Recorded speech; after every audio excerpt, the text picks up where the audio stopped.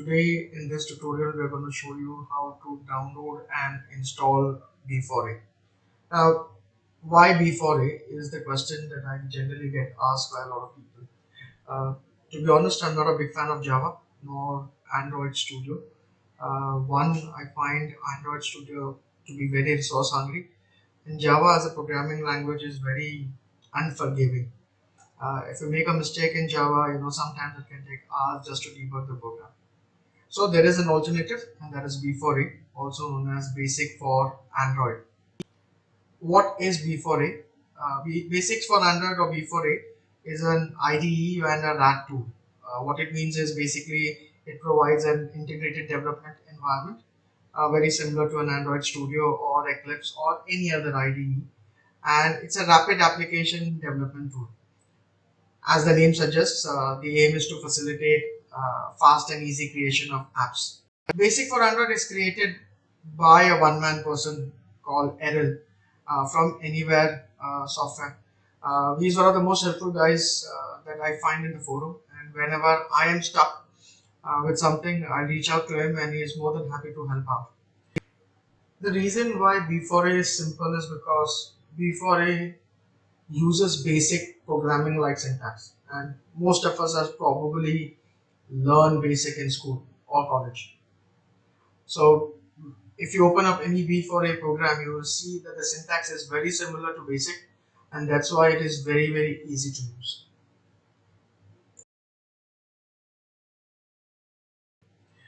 So to install B4A, basically we require four things. One is of course the B4A app, which you can download from b4x.com. Don't worry, I'll provide all the links in the description to download all these four tools. So as you can see on the screen, I've already downloaded it on my desktop. The links are there in the description. B4A is free, which means that you can create apps, you can publish apps, and there is no cost as such. So let's start with the installation. First, what we're trying to do is we'll install B4A.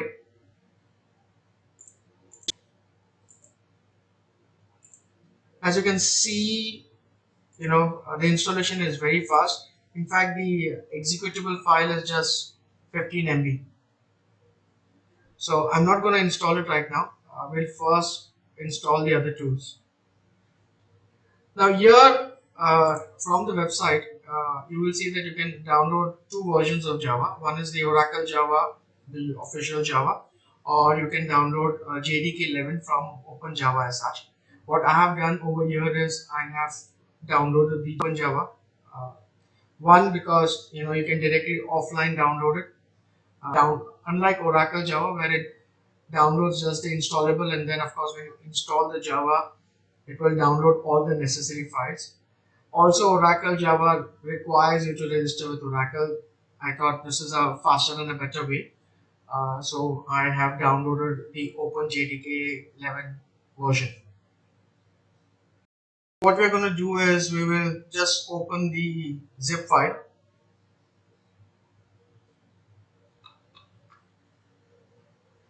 And I'm extracting the zip file into C colon Java folder.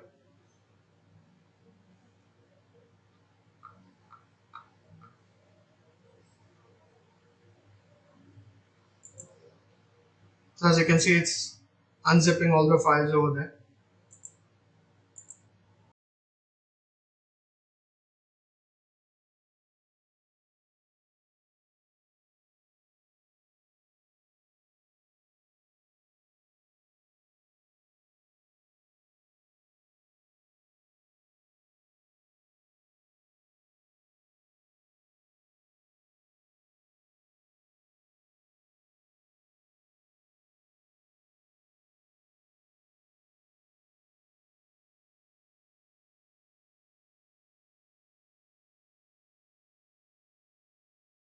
Okay, so the unzipping is all done. So let's install the SDK tools or the Android command line tools. I'm going to install it in C colon Android. so it's easy to access.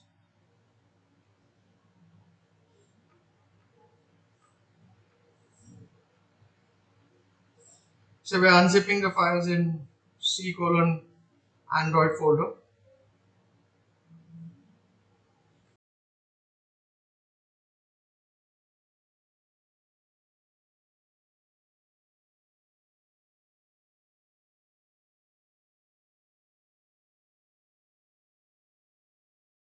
Now we are going to unzip the resources file.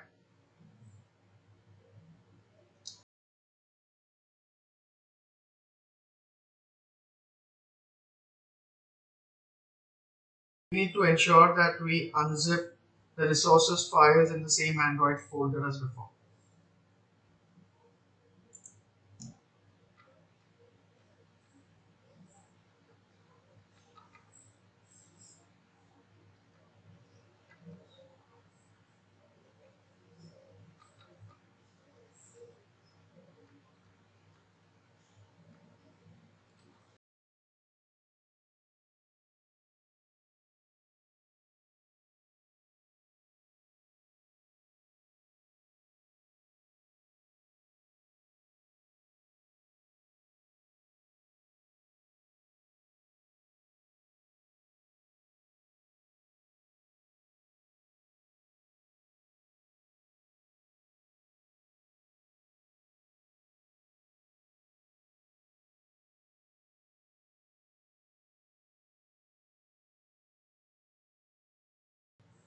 Okay, so all the files are installed. Let's go and check whether everything is alright or not.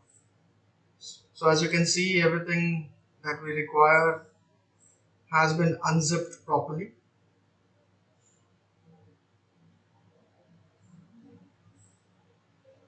Okay, so let's open B4A for now. So everything has been installed properly. Let's run B4A. I'm going to go on to create a new project. So file new default. Now over here we need to specify the folder where we are going to work. So I'm just going to say, let's say Android tutorials, and we need to give a project name. So Android tutorial is your folder where all your projects are going to be stored, and each individual program is treated as a project. So we need to specify a project name for each individual program or each individual app. Okay, here I'm giving a name com.funapps.online.myfirstproject. Now, once you create an app in B4A, this becomes, and when you compile the program, the project name becomes your package name. So this is the package that we will have to install into Google Play Store. Before we actually start, writing programs, since this is the first time we have installed B4A, we need to configure the IDE. So over here, we need to specify the Java compiler. So I'm going to go to browse, and I'm going to go to C colon and Java, and I'm selecting the Java C.exe over here. The next thing, we need to specify the Android.jar, which is in the Android folder.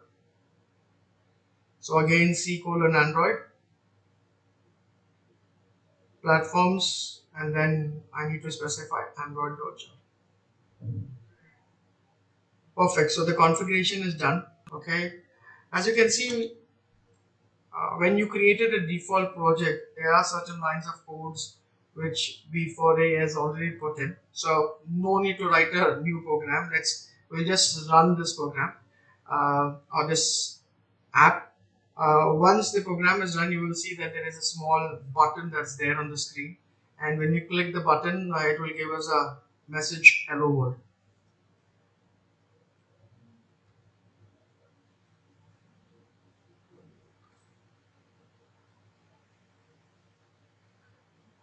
So I'm compiling the program in debug mode.